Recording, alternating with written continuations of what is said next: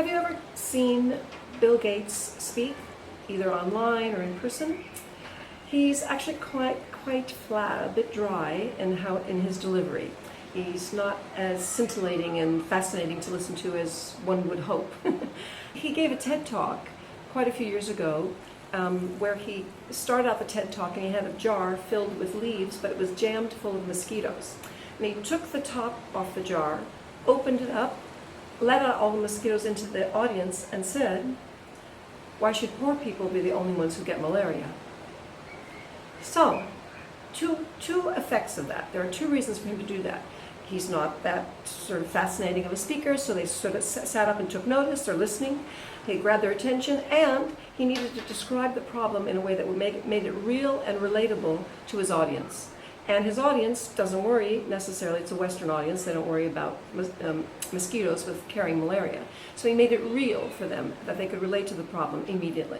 There are 4 other ways to start a pitch where you can grab attention. One is by having shocking statistics, huge numbers, specific numbers that are opposite of what we know or hit home and confirm things that we already know. And then another way is if you start off your pitch with visuals that are amazing. So if you have a presentation and you have visuals and you have visuals up on the screen that just people go, wow. And another way, 4th way to start, is to tell a story that really conveys emotionally the situation in a way that everybody can feel and hear and feel it. And the 5th way to start is by saying something that is the opposite of what we expect.